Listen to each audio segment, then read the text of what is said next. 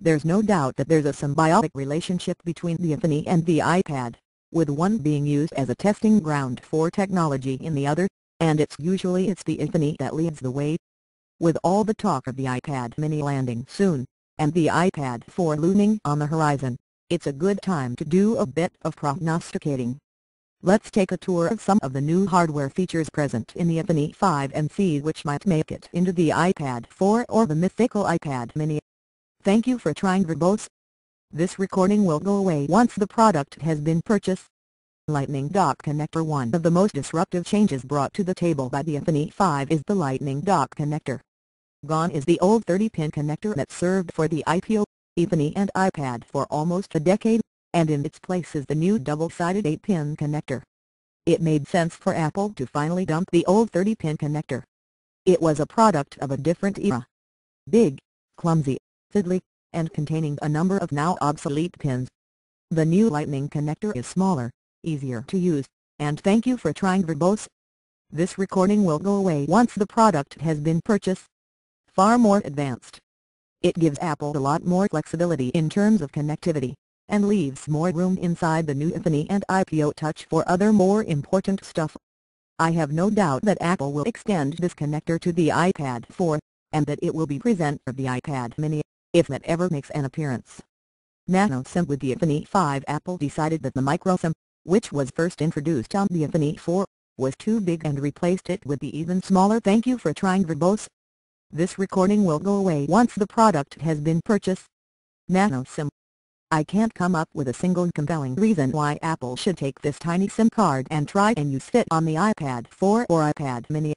While space isn't as much of a concern inside the iPad, it doesn't make sense for Apple to fragment SIM usage among devices. Updated processor. At the core of the iPhone 5 is the revamped A6 system on a chip. Social. It features a dual-core 1.3 GHz custom Apple-designed ARM v7 CPU, and triple-core Power VRS GX 543 MP3. The current iPad 3 uses an A5X processor. Thank you for trying verbose. This recording will go away once the product has been purchased. An upgraded A5 found in the iPhone 4S, but with a quad-core GPU boost. I suspect that while the CPU in the A6 is powerful enough for the iPad 4, I would expect Apple to add at least one extra GPU core. As for the iPad mini, the A6 may be powerful enough as is to run this tablet, given that it has a smaller screen, especially if that screen not a Retina display panel. In-cell display. Another new feature present in the iPhone 5 is the in-cell display. Thank you for trying verbose. This recording will go away once the product has been purchased. While traditional displays comprise of 3 different components, the LCD itself, the touchscreen layer, and the protective glass, in-cell technology combines the LCD and touchscreen layers into a single layer.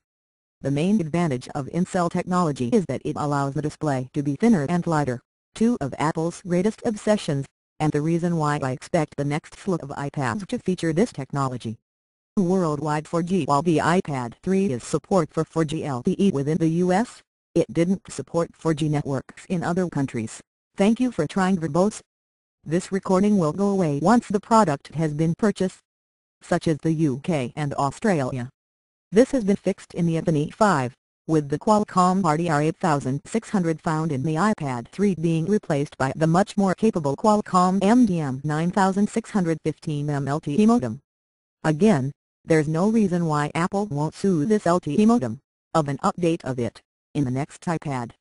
Screen aspect ratio. Prior to the iPhone 5, the every iPhone had a screen resolution of 1.5:1. With the move to the 4-inch screen, Apple shifted to a 16:9 aspect ratio, which allowed it to. Thank you for trying verbose. This recording will go away once the product has been purchased. Keep the width of the iPhone the same.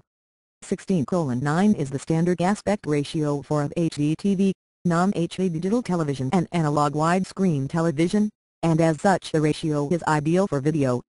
The iPad has a 4:3 aspect ratio. It is this that gives the iPad that distinctive tablet shape.